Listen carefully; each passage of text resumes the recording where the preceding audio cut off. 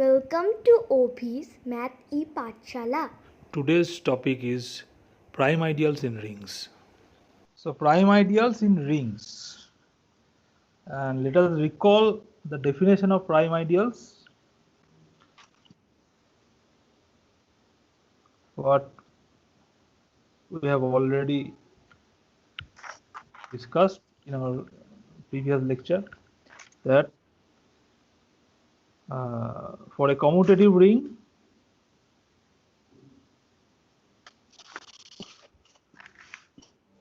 R a proper ideal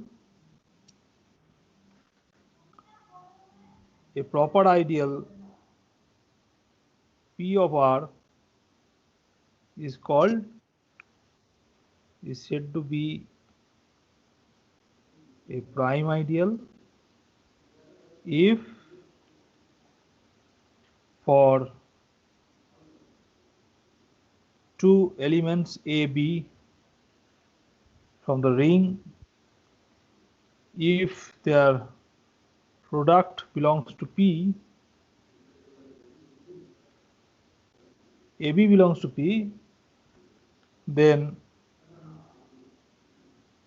either A belongs to P or B belongs to P. That is, if for any two element AB belongs to R, A dot B belongs to P, the ideal P, then either A belongs to P or B belongs to P. That is, one of the elements belongs to P.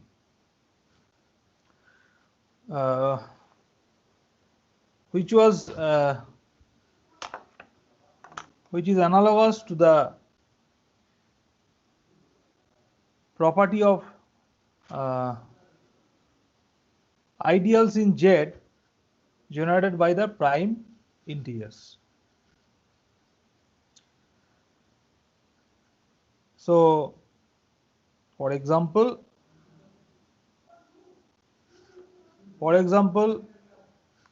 the ideals Pz for a prime P are all prime ideals in Z plus dot.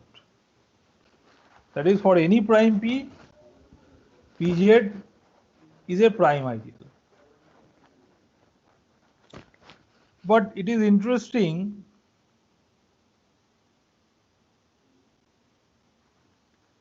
to be noted that in the ring Z plus dot, the maximal ideals and prime ideals,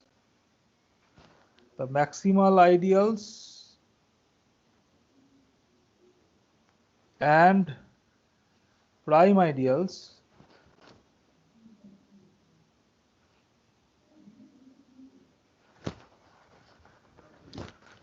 both coincide.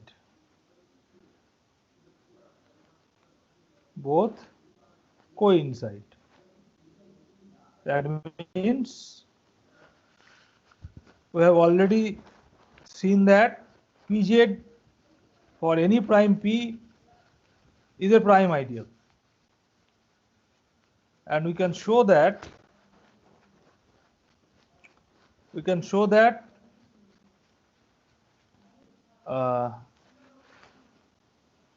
if a ideal in Z plus dot is prime, then it is generated by a prime integer.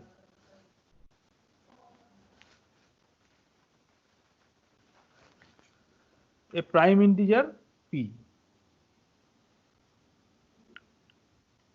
that we have discussed in the previous lecture. So for that reason, the maximal ideals and prime ideals coincide for the case of the ring Z plus dot.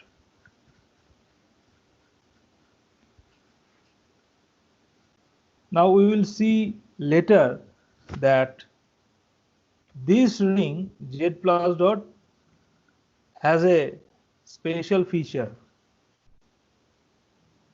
because it is a principal ideal domain. That is, every ideal in Z plus dot can be generated by a single element. So that is a special feature, and in general we can show that for any principal ideal we'll see that the maximal ideals and prime ideals will coincide. Now, so let us prove the following first.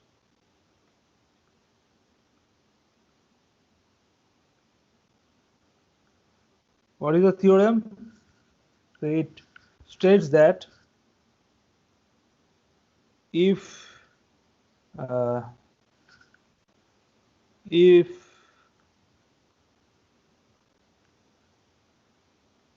in a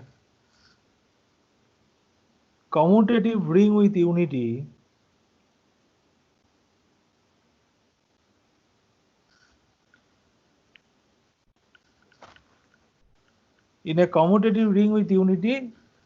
we can prove that every maximal ideal is prime.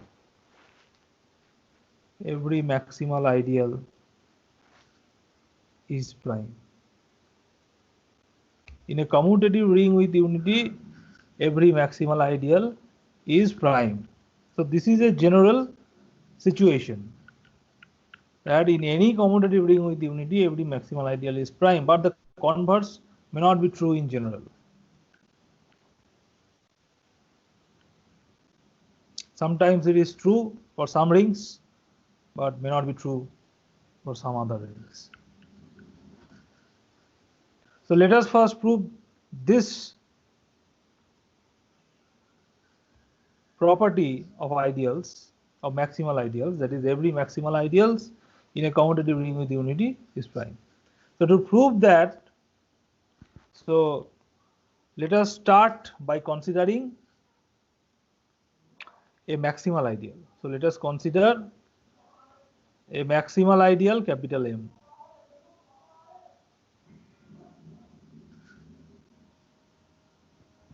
A capital M, yeah.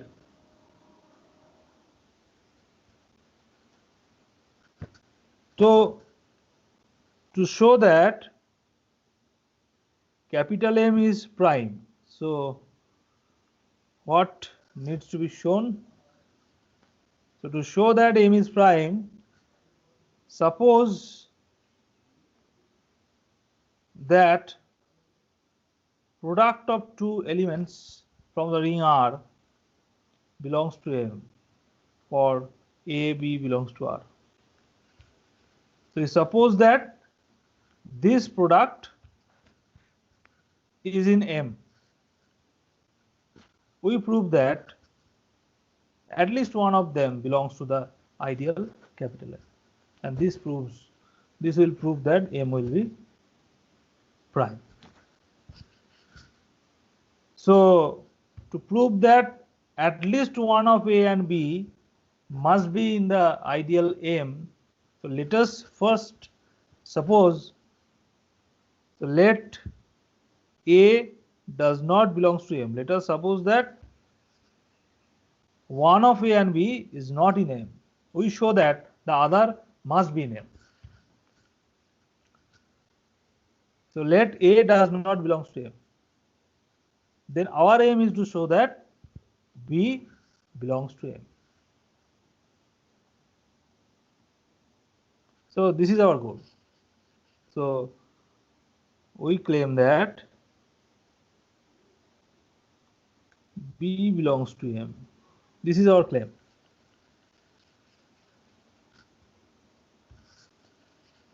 So what is the procedure?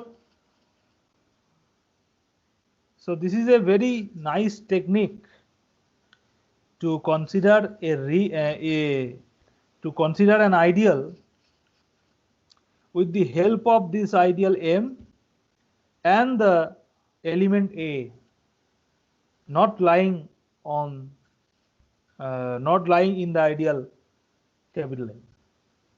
So with the help of M and A, we can consider, so we may consider another ideal, the set capital I, which can be achieved by defining this, that is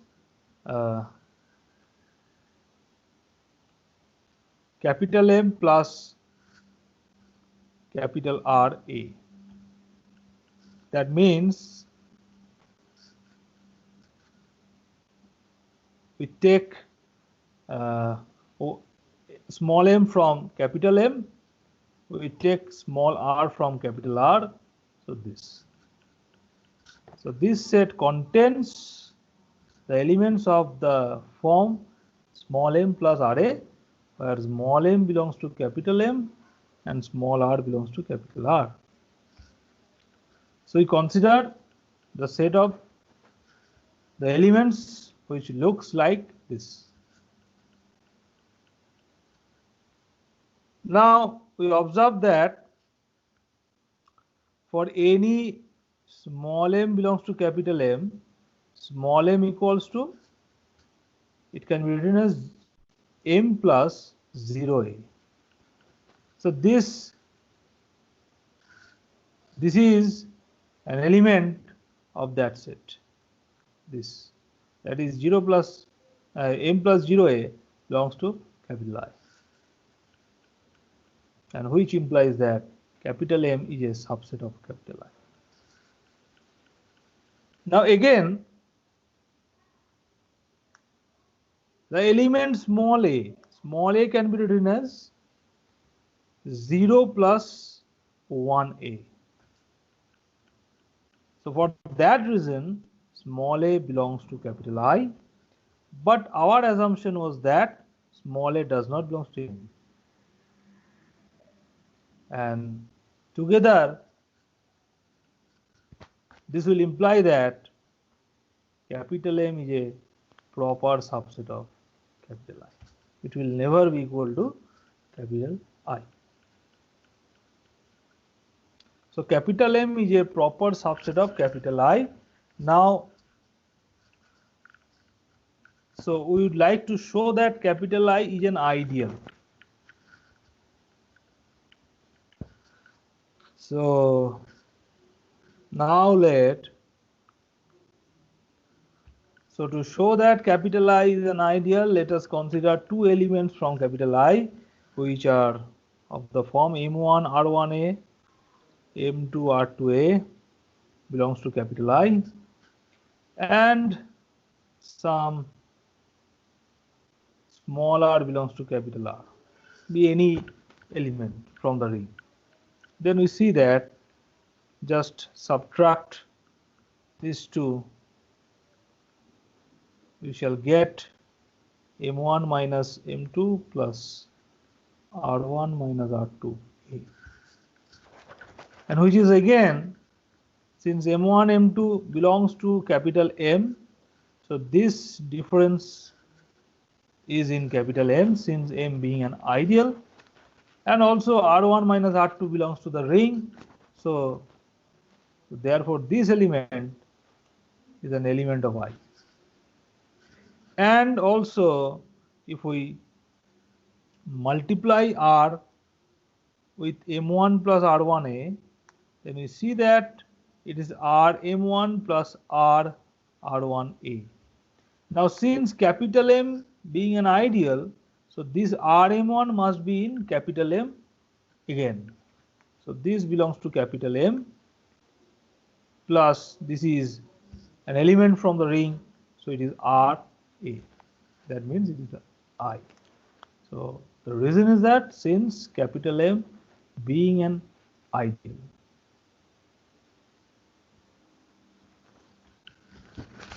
So this proves that capital I is an ideal of R,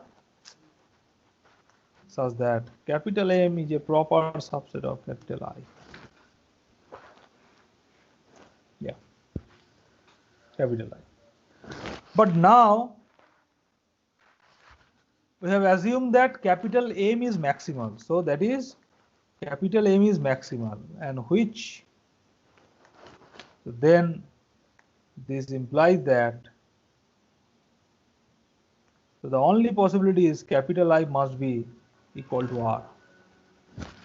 Since capital M is a maximal ideal, so the only possibility is capital I is R.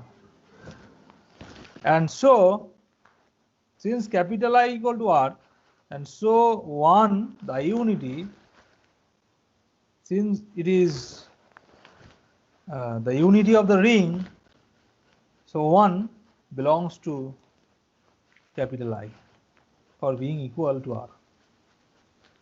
And this implies since 1 is in I, so it must be of the form some small m star plus R star A, or small m star belongs to capital M, small r star belongs to capital R. And since 1 is of this form, so now for any small r belongs to capital R, then for the element B, we have B can be written as B1. And what is 1? 1 is equals to M star plus R star A. That is Bm star plus B R star A. Now since M star is a member of the ideal capital M, and capital M being an ideal, so Bm star also in the ideal capital M, and B R star is a member of the ring. So for that reason, so this element again must be in the ideal I. So therefore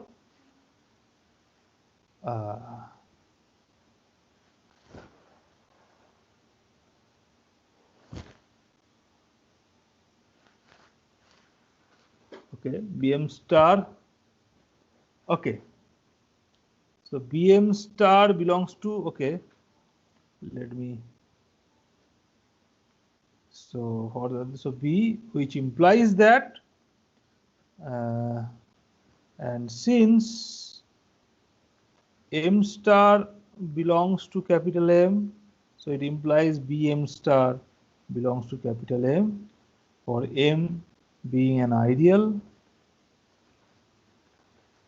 And now this element equals to, so we can write down this as Bm star plus R star AB, right? Since the ring is commutative. So now AB belongs to M. What was our assumption? That is AB belongs to M. So therefore, which implies that R star AB is also in M for M being an ideal. And therefore, B equals to Bm star plus R star AB. So this element will be in M, since M being an ideal, it is a subring. So therefore B belongs to capital M. So this, so thus AB belongs to capital M implies either A belongs to M or B belongs to M. So this proves the theorem. Now it should be remarked that the converse of the above theorem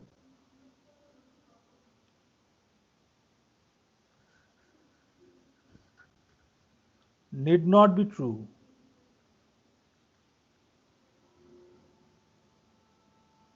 In general,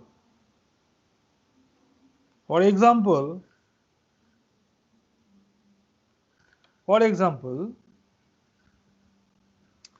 singleton zero ideal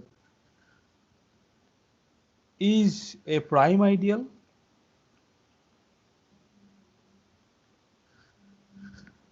in Z plus dot, but singleton zero is not maximal, since singleton zero is a proper subset of 2Z and 2Z is a proper subset of Z. So for that reason, in between the zero ideal 0 and Z, we have found another ideal Z. And this shows that singleton 0 cannot be maximal. So the converse is not true in general.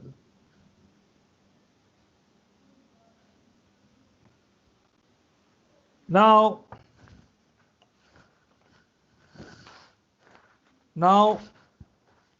in our previous discussion, we have proved that in a commutative ring R with unity, R by M, the quotient ring R by M is a field if and only if capital M is maximal. That is, the algebraic structure of the quotient ring determines the nature of the ideal in R. Analogously, if we consider a prime ideal, then we will see that these prime ideals will also indicates the algebraic structure of the quotient ring. That means if we write down the theorem, so it states that in a commutative ring with unity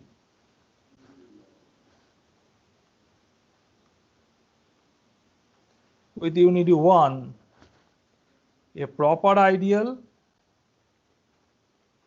capital P is a prime ideal if and only if R by P is an integral domain.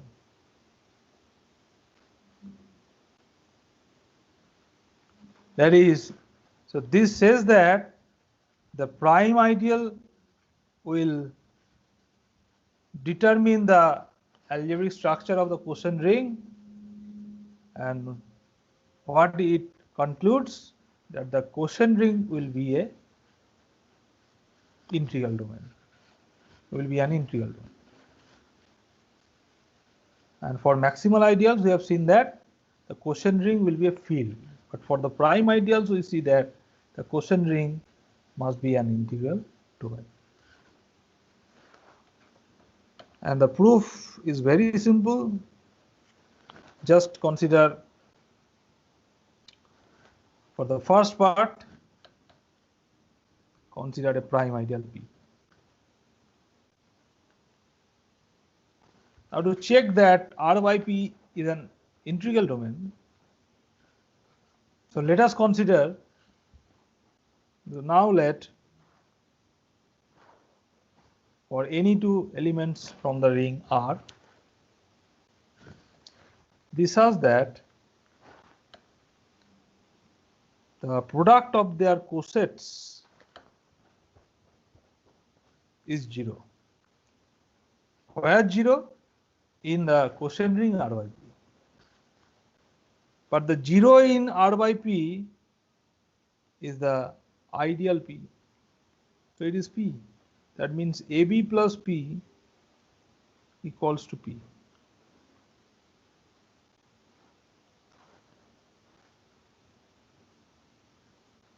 Equals to P.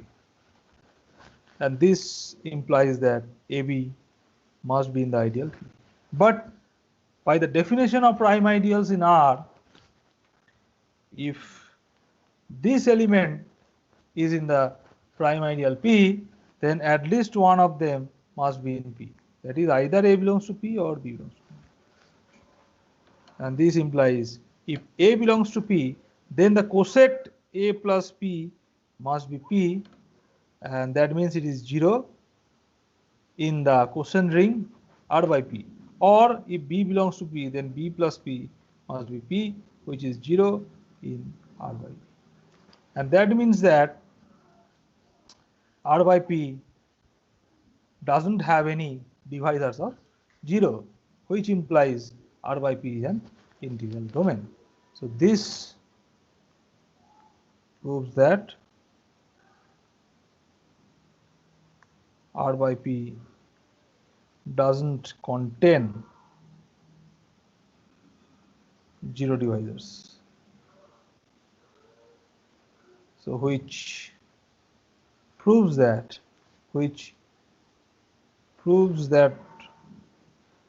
R by P is an integral domain.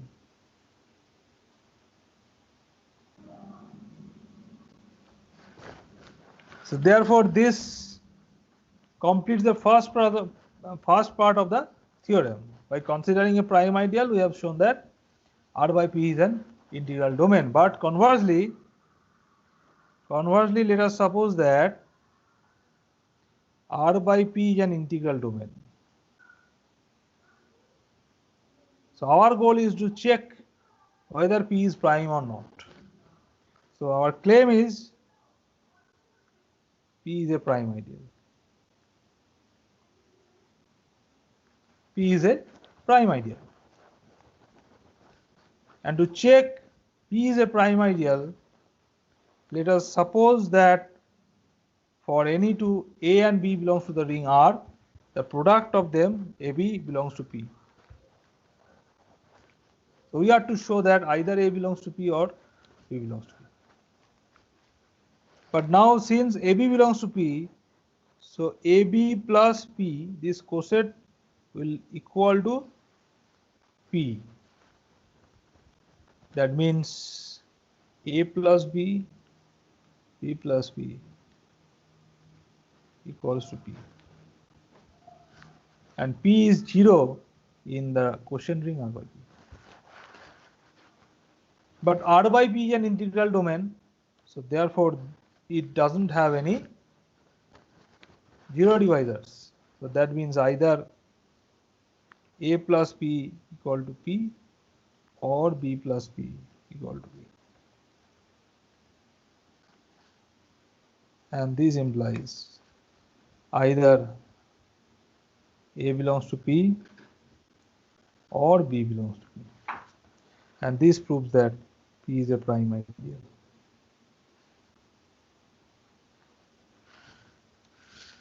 So thus, the prime ideals in a commutative ring with unity 1, it determines the algebraic structure of the quotient ring R by P, and which says that R by P must be an integral domain. Integral domain.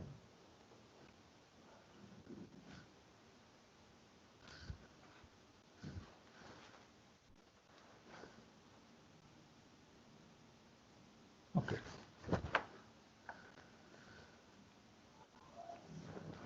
Now, let us have a look at some examples, familiar examples in this regard. So, number 1, check whether the ideal generated by X is a prime ideal in ZX.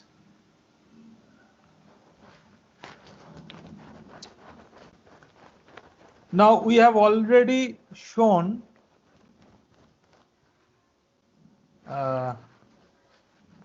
that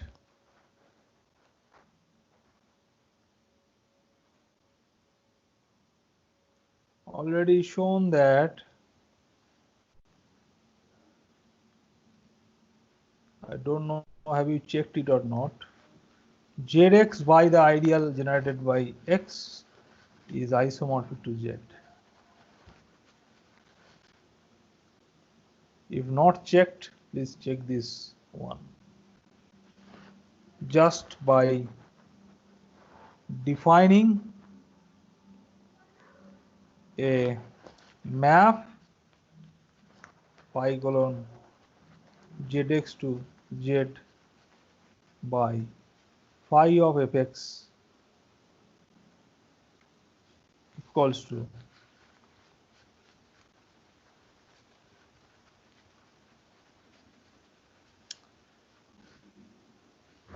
equals to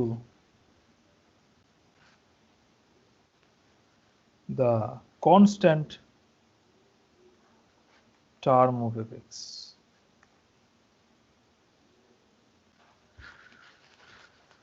That is, if fx is the polynomial a0 plus a1x plus a2x square plus anx to the power n, then phi of fx is a0. That is a constant term.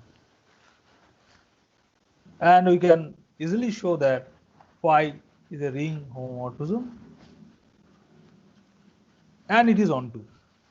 So therefore, by the first isomorphism theorem for rings, zx by kernel of phi is isomorphic to z. And if we are going to calculate the kernel, then we will see that the kernel consists of those polynomials in zx whose constant coefficient is 0. So if the constant coefficient of a polynomial in zx is 0, then those polynomials will be of the form, will have a factor x, since the polynomials will take the form, it is a1x plus a2x plus anx to the power n. This one, a1x, a2x square, anx to the power n, since the constant coefficient is 0, if a0 is 0. So that means it is x into a1, a2x, a3x square plus anx to the power n minus 1. That is, this polynomial is generated by x. So the kernel equals to the ideal generated by small x, that is this. Ker phi equals to the ideal this. And therefore, by the first isomorphism theorem for rings, zx by the kernel, zx by the ideal generated by x is isomorphic to z. And this concludes that this ideal is a prime ideal. Why? Because this quotient ring is isomorphic to z and z is an integral domain. So therefore, zx by this ideal is an integral domain, and by the previous theorem, the ideal this must be prime. So therefore, since z plus dot is an integral domain,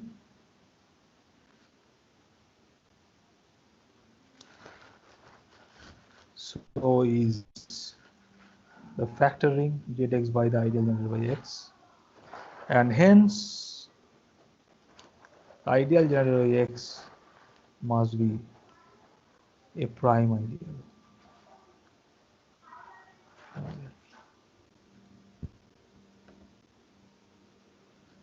তোমরা এটা check করো যে ওই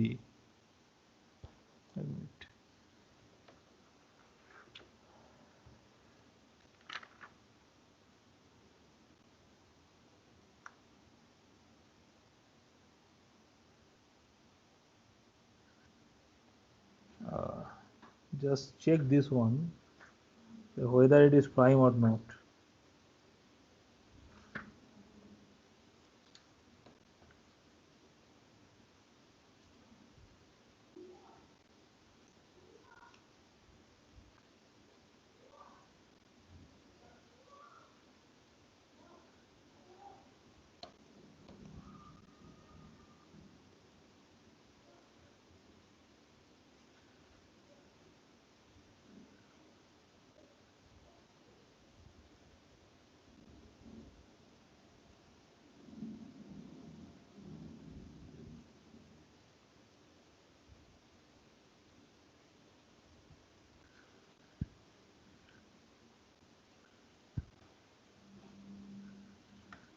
এরকম একটা example একটা যদি খোঁজা যায়, দেখো তো এই প্রবলেমটা করতে পারো কিনা। প্রবলেম যে give an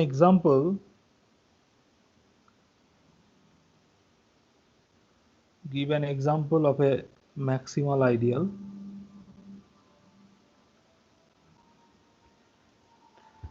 in the ring. Just look at the ring. What is 3Z? So give an example of a maximal ideal in the ring 3Z which is not a prime ideal. So this problem has an important observation. So that is why I am giving this problem. Give an example of a maximal ideal in the ring 3Z which is not prime. But we have proved in that theorem that in a commutative ring with unity 1, every maximal ideal is prime. Every maximal ideal is prime.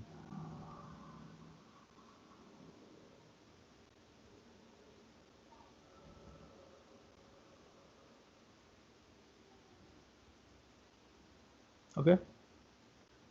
So in a commutative ring with unity 1, every maximal ideal is prime. But in that ring, what we have considered 3Z, you can construct a maximal ideal which is not prime. But what is that? Thanks for watching. Please subscribe, like and share.